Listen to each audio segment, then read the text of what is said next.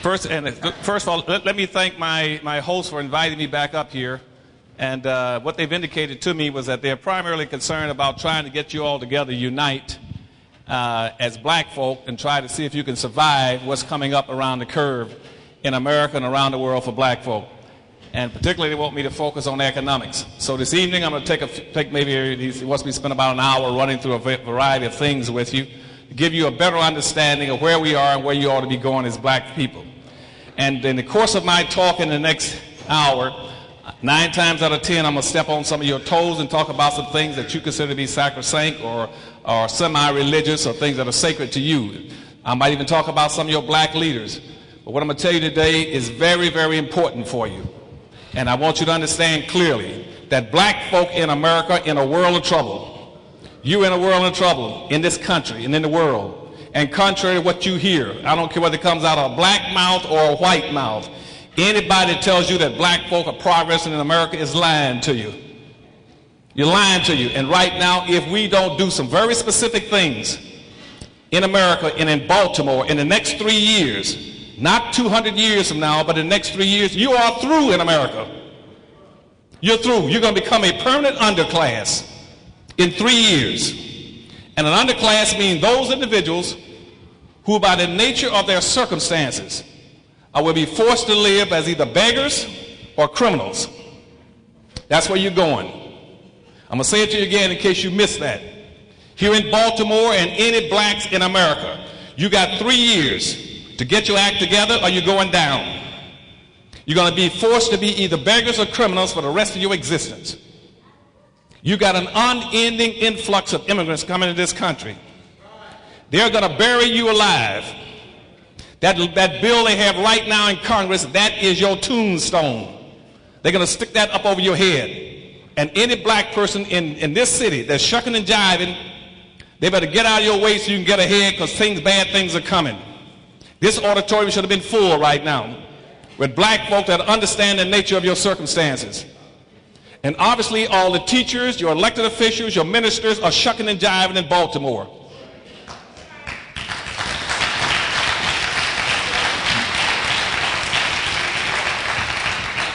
And when I say bad times are coming, it's because we are not focusing on what we're supposed to be focusing on. You've been intentionally misled and misdirected. You've been sent down the wrong road. And in comparative and proportional terms, we are exactly where we were as black folk in this country. We're exactly where we were in 1860 on the eve of the Civil War. You have not moved not one iota in 140 years.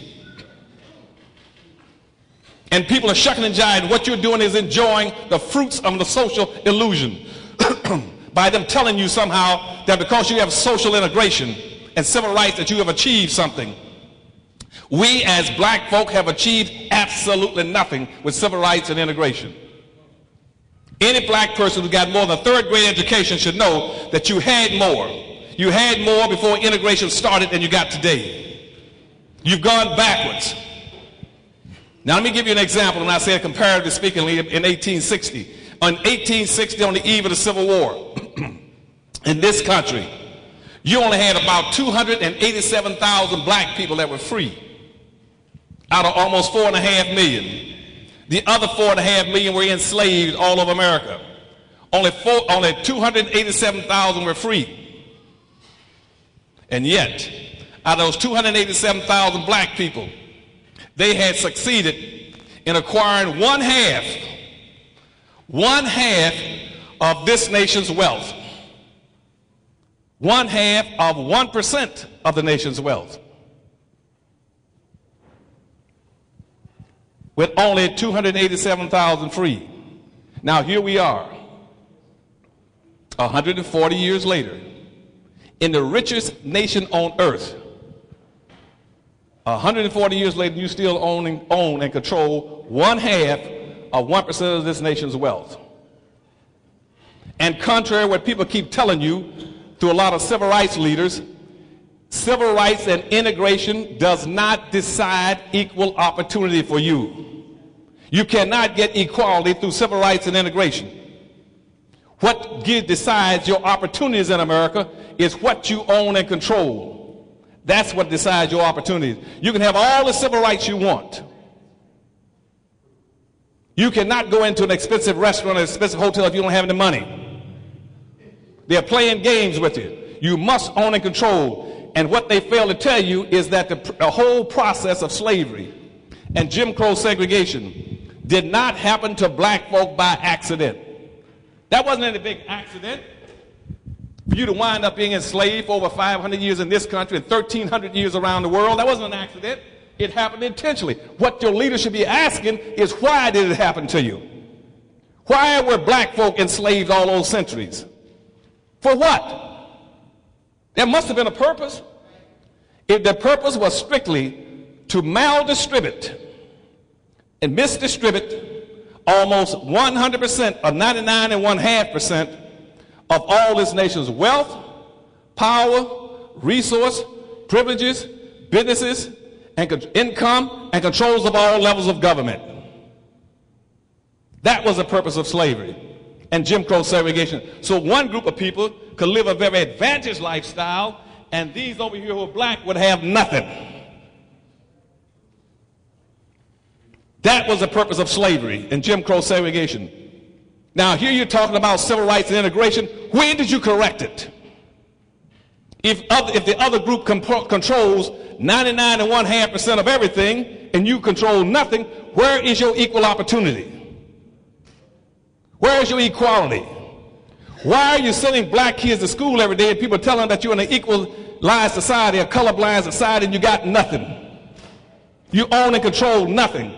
I can come in this city right now and drive around. I'll bet you right now I can't find 2 blacks in this city that owns more than a 3-story building.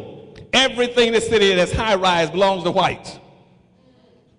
You don't own any bridges. You don't own any the tollways. You don't own any airplanes. You don't own any boats. You don't own any skyscrapers. You don't own the media. You don't own the banks of any consequence. You own nothing. You don't produce anything. You wear clothes, but you don't produce any of any consequence.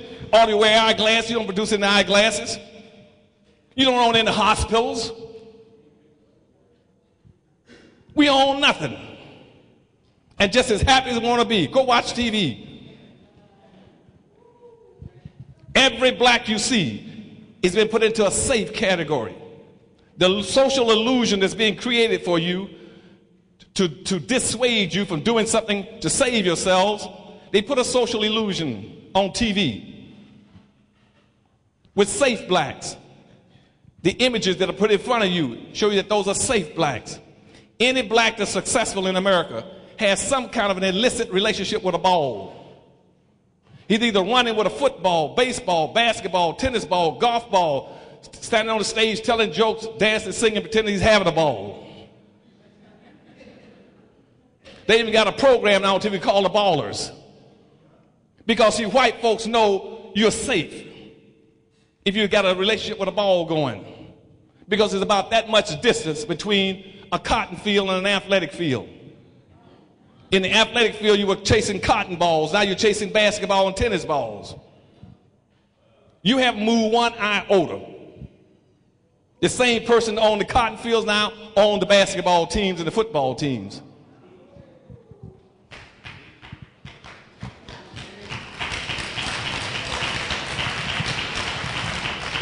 We're not moving.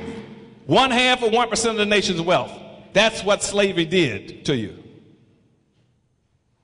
It maldistributed everything in the hands of the dominant white society. As an example, you didn't acquire any wealth since 1860. Let me show you some other indications. In 1860, on the eve of the Civil War, almost 99% of all the black people in America, slave and free, was working for whites. Either in a white corporation, in a white business, in some white office, making wealth comfort for whites, on a plantation or whatever it is. Here you are, 140 years later, and again, 98% of all the black people in America work for whites. They either work in some level of government, white businesses, city government, state government, school teaching. Only 2% of all the blacks in America work in their own community.